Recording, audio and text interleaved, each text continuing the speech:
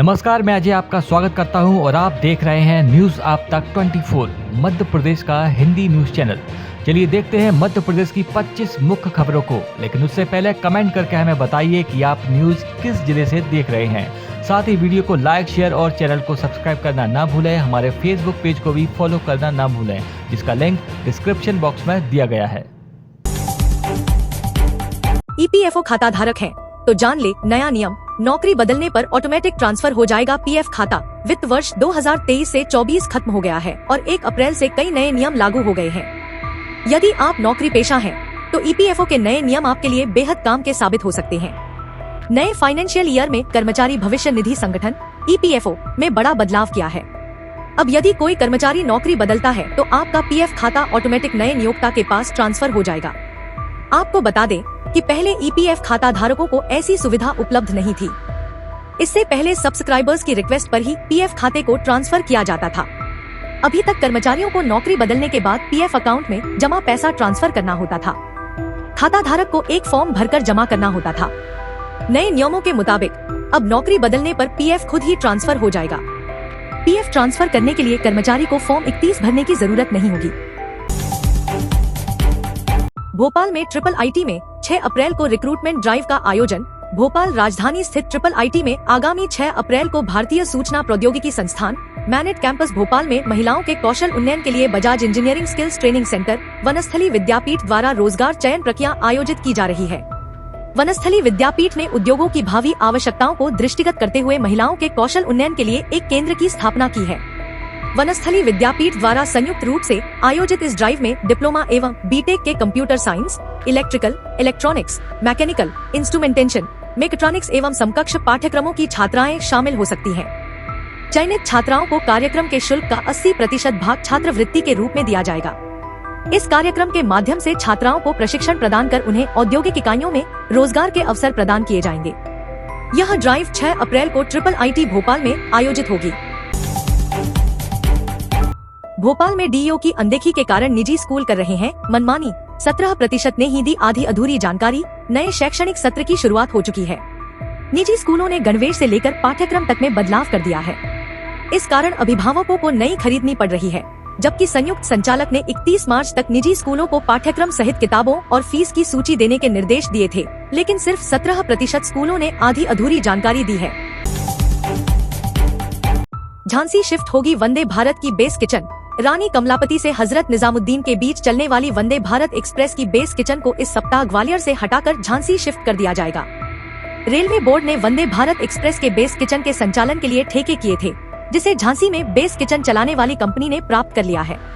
यही कंपनी वर्तमान में खजुराहो से हजरत निजामुद्दीन के बीच हाल ही में चालू की गई वंदे भारत एक्सप्रेस में खान पान व्यवस्था संभालती है।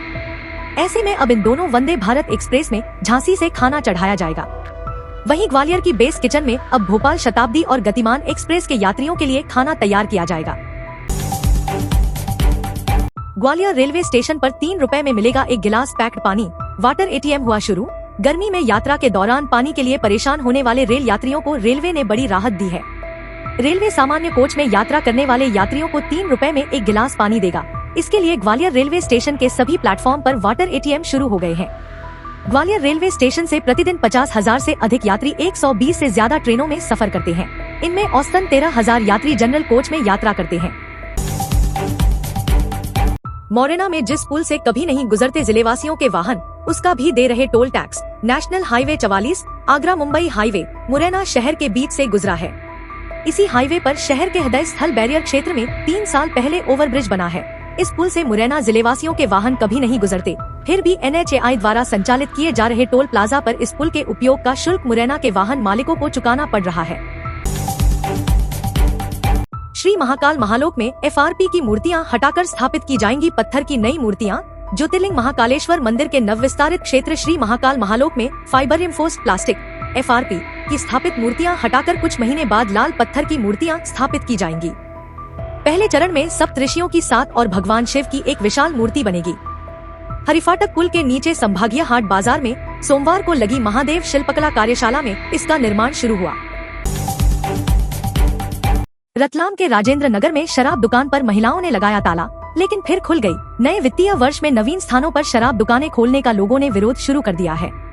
राजेंद्र नगर, गौशाला रोड व गांधीनगर में शराब दुकान खुलने के पहले ही दिन क्षेत्र के लोगों ने विरोध किया। राजेंद्र नगर में बड़ी संख्या में महिलाएं सड़क पर उतर आई और दुकान के सामने पहुंचकर नारेबाजी कर विरोध जताया। इस दौरान दुकान पर ताला भी लगा दिया गया।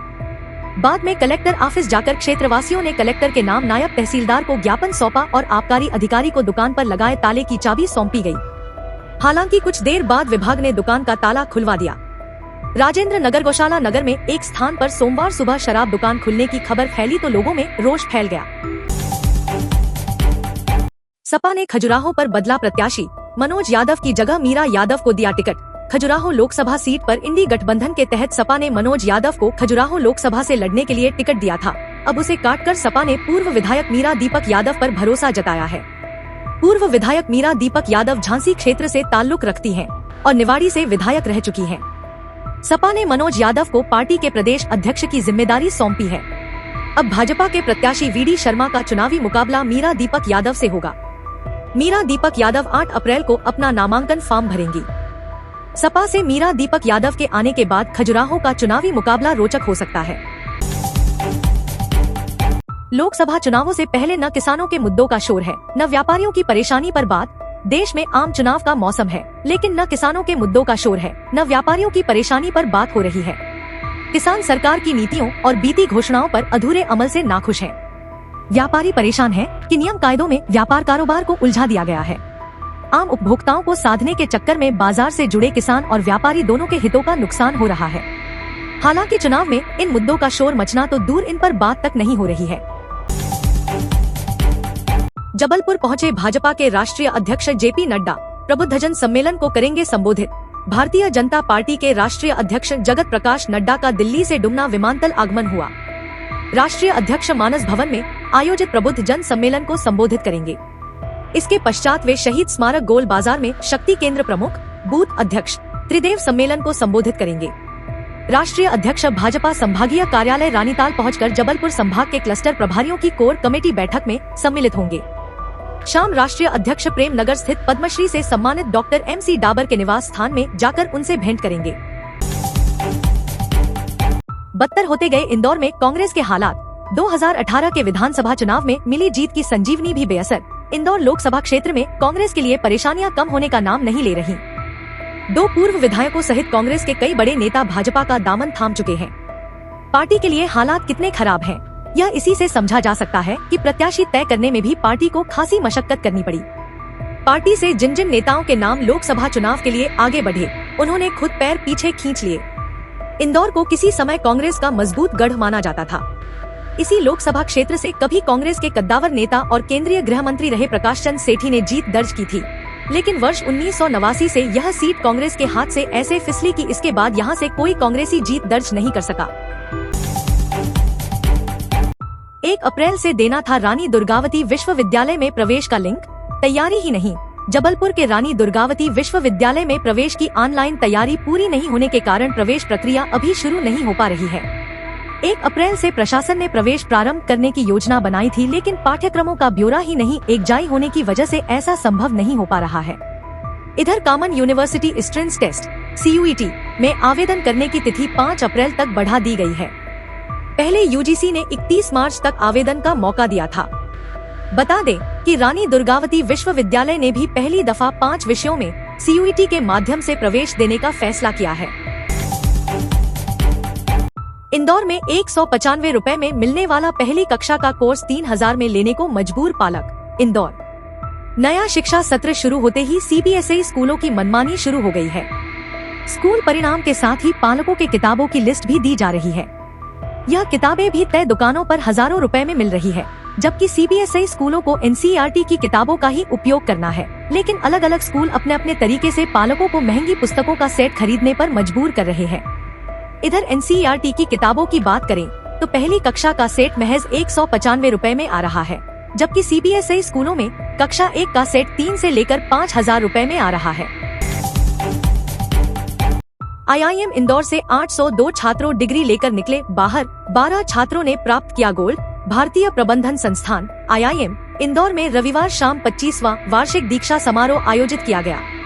इस बार संस्थान द्वारा 802 विद्यार्थियों को डिग्री प्रदान की गई, जिसमें 281 छात्राएं और 521 छात्र शामिल रहे। पिछली बार डिग्री प्राप्त करने वालों की संख्या 739 थी, जिसमें 235 छात्राएं और 507 छात्र थे। इसके मुकाबले इस बार डिग्री प्राप्त करने वालों में छात्राओं की 49 और छात्रों की संख्या 14 बढ़ी है। डिग्री पाकर भविष्य की नई डगर पर कदम बढ़ाते हुए विद्यार्थियों के चेहरे खिल उठे। इस दौरान मौजूद उनके माता पिता के चेहरे भी खुशी से चमक उठे।